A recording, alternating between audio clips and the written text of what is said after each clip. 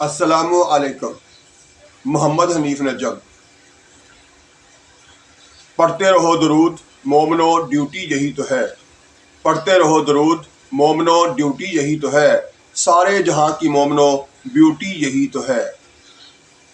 سچے مسلمانوں اور پیارے پاکستانیوں، آئیے سب مل کر اپنے پیارے آقا حضرت محمد صلی اللہ علیہ وآلہ وسلم پر درود شریف بھیجتے ہیں۔ صلی علی نبینا، صلی علی محمد، صلی علی شفیعنا، صلی علی محمد۔ سب سے پہلے آپ سب کے لیے دعا ہے کہ اللہ تعالیٰ آپ کو ہر وقت ہر جگہ اپنی حفاظت میں رکھے۔ اور اس کے بعد آج ہم جس حدیث پر غور کریں گے، سوچیں گے، سمجھنے کی کوشش کریں گے اور پھر اپنے پیارے رب سے اس پر عمل کی توفیق مانگیں گے۔ اس پر آتے ہیں تو آج کی حدیث ہے جی، ہمارے پیارے آقا حضرت محمد صلی اللہ علیہ وآلہ وسلم کا فرمان ہے، 3 دن سے زیادہ ناراض رہنا جائز نہیں۔ صحیح مسلم حدیث نمبر 6535۔ تو سچے مسلمانوں اور پیارے پاکستانیوں، اس حدیث میں ہمارے محسن، ہمارے پیارے، ہمارے محترم نبی حضرت محمد صلی اللہ علیہ وآلہ وسلم ہمیں بتا رہے ہیں، ہمیں تربیت دیتے ہوئے سمجھا رہے ہیں اور ہمیں سکھا رہے ہیں کہ مسلمان سے 3 دن سے زیادہ ناراض رہنا جائز نہیں۔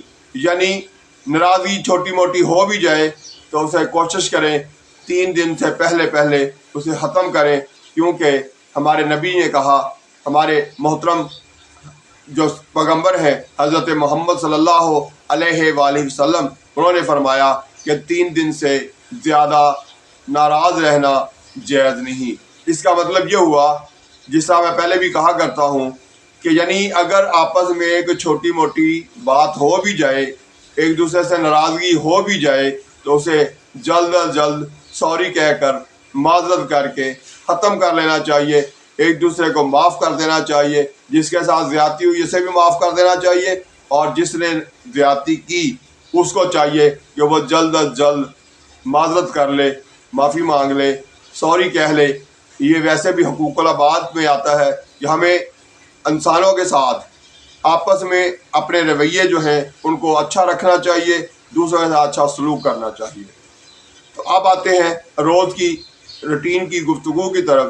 تو روز طرح آج بھی میں یہی کہہ رہا ہوں کہ ہمیں سچ بولنا چاہیے، اس کو اپنی عادت بنا لیں۔ جیسے ہم نے جھوٹ بول کر جھوٹ بولنے کی عادت بنا لی ہے، اسی طرح سے ہمیں روزانہ سچ بول کر اور سچ بول کر اپنے آپ کو سچ بولنے کی عادت ڈال لیں۔ یہی ہمارے لیے بہتر ہے، کیونکہ اللہ تعالیٰ جھوٹ بولنے والے کی دعا قبول کرنا تو دور کی بات، اس کی طرف دیکھتے بھی نہیں۔ اور ہم ہیں کہ روزمرہ گفتگو میں جھوٹ کے بغیر چلتے ہی نہیں، اس لیے ہمیں اپنے آپ کو درست کرنا چاہیے۔ جو درست ہیں ان سب کو میری طرف سے سلوٹ، اور اللہ تعالیٰ بھی ان سے راضی۔ ہمارے پیارے نبی حضرت محمد صلی اللہ علیہ وآلہ وسلم بھی ہم سے خوش اگر ہم سچ بولتے ہیں۔ تو اگر ہم جھوٹ بولتے ہیں تو اللہ کو بھی ناراض کرتے ہیں، اپنے پیارے نبی کو بھی ناراض کرتے ہیں، اور ساتھ جھوٹ کی وجہ سے اپنے معاشرے کے اندر مزید پریشانیاں، تکالیف کا اضافہ ہم کرتے ہیں، دوسروں کو دکھ دیتے ہیں۔ تو اس سے بھی ہمیں اپنے آپ کو بچانا چاہیے۔ اسی طرح سے جب بھی بات کریں، اپنی کریں، اپنے آس پاس جو بیٹھے ہوئے لوگ ہیں ان کی کریں، جو موجود نہیں ہیں ان کے خلاف بات کرنا جو ہے وہ غیبت کہلاتا ہے۔ اس لیے ہمیں کوشش کرنی چاہیے کہ ایسی بات جو کہ جس کے بارے میں ہم کر رہے ہیں اس کو پسند نہیں ہے یا اس کے سامنے ہم نہیں کر سکتے، وہ بات اس کی عدم موجودگی میں کر کے غیبت جیسے گناہ کا مرتکب نہ ہو۔ کیونکہ غیبت واحد ایک ایسا گناہ ہے جس کے بارے میں اتنی سختی سے کہا گیا کہ غیبت کرنے والا ایسے ہی ہے جیسے اپنے مردہ بھائی کا گوشت کھا رہا ہو۔ تو میرے پیارے پاکستانیوں اور سچے مسلمانوں، ہمیں ان برائیوں کو، ان خامیوں کو جلد ختم کرنا ہے۔ اسی طرح سے کوشش کرنی چاہیے کہ پانی صاف جو ہے اس کو ضائع ہونے سے بچانا ہے، کیونکہ یہ بھی اللہ تعالیٰ کی بہت بڑی نعمت ہے۔ اسی طرح سے ہم کھانا جو ہے وہ بھی جب خاص طور پر شادیوں میں جاتے ہیں یا باہر کسی کے ہاں جاتے ہیں تو ادھر کھانا بھی بہت ضائع کرتے ہیں، پلیٹ میں ڈھیر سارا فوراً ڈال لیتے ہیں تاکہ بعد میں دوبارہ نہ لینا پڑے یا کم نہ پڑ جائے۔ اس خدشے سے یا اس سوچ کے تحت ہم ایسا کرتے ہیں تو یہ بھی غلط ہے۔ جتنا کھا سکتے ہیں اتنا لیں، دوبارہ اگر مل جائے گا تو وہ آپ کے مقدر کا جو ہوگا وہ آپ کو ہی ملنا ہے، اگر نہیں ہے مقدر میں تو پھر اس کے لیے جدوجہد بھی کرنا بیکار ہے، کیونکہ اللہ تعالیٰ نے جس کو جتنا رزق دینا ہے، جتنا کھلانا ہے، جتنا اسے باقی آسانیاں عطا کرنی ہے، وہ ساری اللہ تعالیٰ کی مرضی پر ہونی ہے۔ ہمارا ایمان ہے، لیکن ہم اس ایمان کو صرف زبانی اس طرح سے کہتے ہیں، سوچتے ہیں، لیکن کرنے کا ٹائم آتا ہے، عمل کرنے کا ٹائم آتا ہے تو ہم یہ سب کچھ بھول جاتے ہیں۔ تو میرے پیارے پاکستانیوں، اس خامی کو بھی ہم نے ختم کرنا ہے۔ اس کے بعد اسی طرح سے 8 تاریخ کو الیکشن آ رہے ہیں۔